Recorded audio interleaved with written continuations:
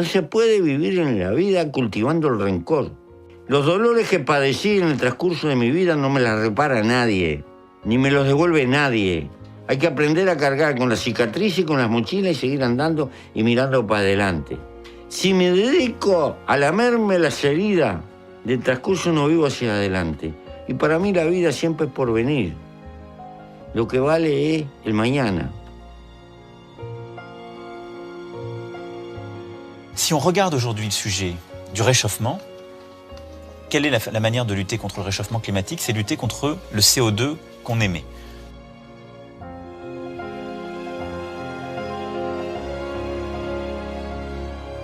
Je dis donc, dans notre production aujourd'hui d'électricité et d'énergie en France, quel est le problème? Le thermique et le charbon.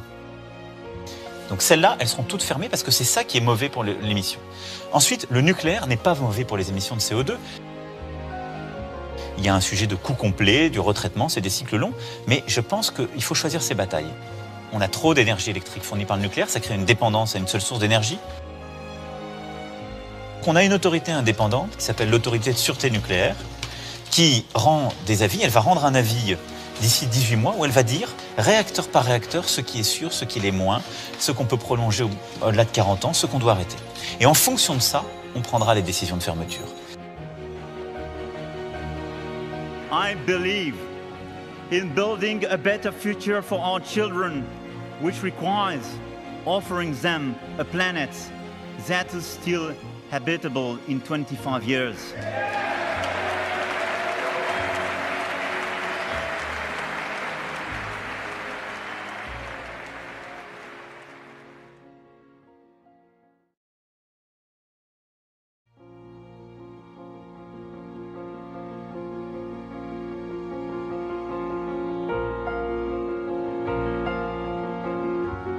La France occupe la seconde place avec, je crois, 17% environ à l'échelle mondiale. Alors en France, le nucléaire représente 70%. C'est notre plus grosse source d'énergie.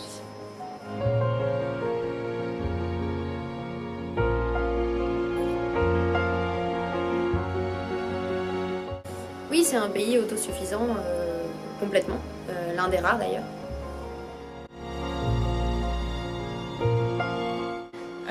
En France, on exporte 15% de notre énergie nucléaire.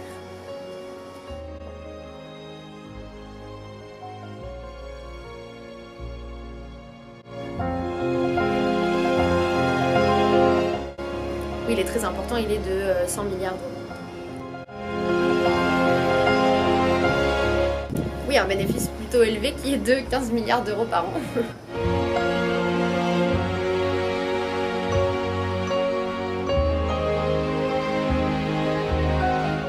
Alors les risques sont liés au terrorisme, aux catastrophes et aux déchets. Les installations à l'origine sont les réacteurs nucléaires. On en trouve 58, je crois, répartis dans 19 sites en France. Alors il existe 3 sortes de déchets nucléaires différents et on les classe en fonction de leur temps de vie et de leur activité.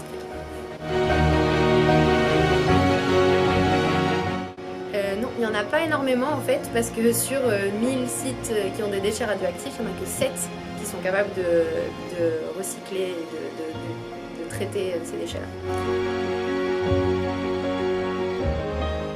Alors les déchets sont dangereux pour la santé des personnes autour qui sont exposées aux déchets nucléaires.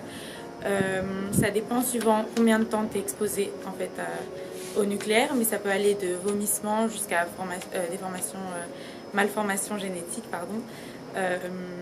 cancer, brûlures, etc. Il existe 2 sortes de risques différents. On a les risques d'irradiation et les risques de contamination et irradiation.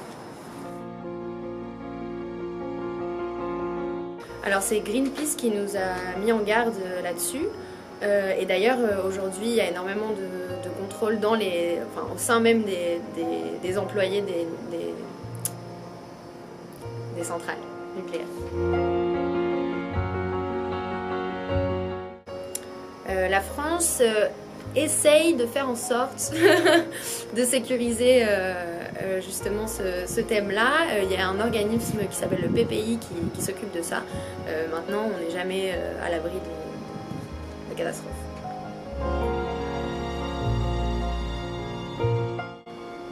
Alors, à Fukushima, on a détecté les impacts jusqu'à 100 km aux alentours. Et Tchernobyl, je crois que c'était 300 km aux alentours. Et en France, on compte qu'une grande partie de la population vit à peu près à 75 km d'une centrale nucléaire.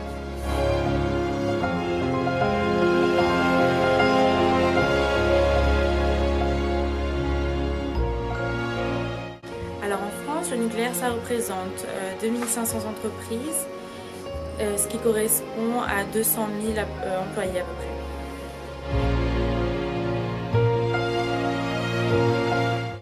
Ça aurait en effet une répercussion économique et sociale, mais également une répercussion sur la production de CO2 qui augmenterait énormément.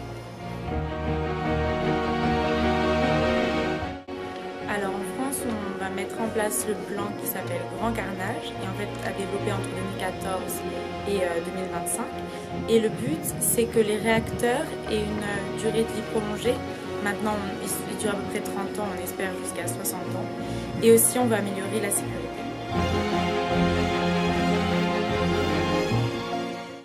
Donc, l'opération aura un coût total d'environ 50 milliards d'euros. En revanche, si on veut démanteler toutes les centrales, ça coûterait comme 200 milliards d'euros, donc ce qui est très cher.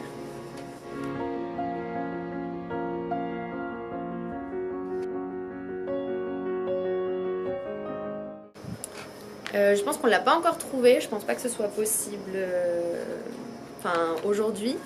Je pense qu'on n'a pas trouvé la réponse encore, tout simplement parce que le site reste radioactif durant des années et des années après avoir fermé la centrale.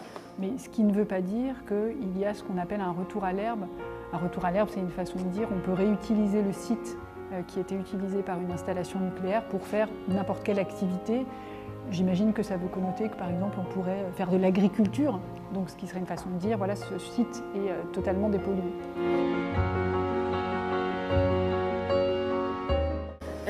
Alors la France a des objectifs pour 2030 de réduire à 50% sa production et de basculer vers des énergies renouvelables.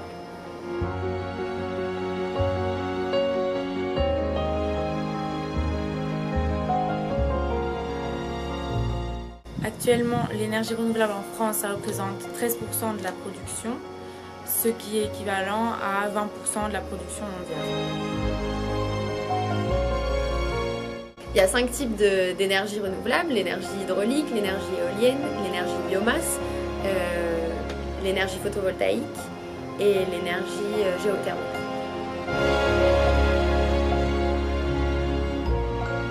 Alors l'avantage il est très simple, c'est que les énergies sont inépuisables. L'inconvénient c'est qu'on dépend totalement du temps et de la nature, et également ça change énormément le paysage urbain, et également ça a un coût.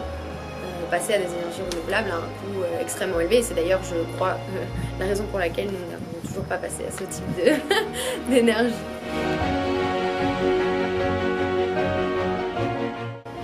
Donc d'ici 2030, on voudrait passer de 13% à 30%. Ce changement, on voudrait le faire principalement au niveau du chauffage des populations et au niveau des moyens de transport.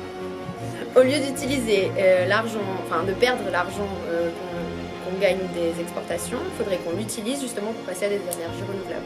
Petit à petit, avec l'argent qu'on gagne du fait qu'on exporte le nucléaire, de réinvestir cet argent-là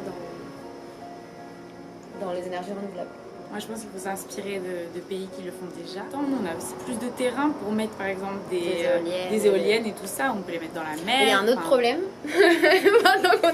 Maintenant qu'on en parle, il y a un autre problème qui est qu'on ne sait pas comment recycler ensuite, par exemple, les panneaux photovoltaïques. Ah oui. On ne sait pas comment les recycler. Donc c'est bien d'en mettre, mais en même temps, si on n'a pas trouvé le moyen de recycler ce qui nous permet d'avoir des énergies renouvelables, c'est peut-être pas si sustainable.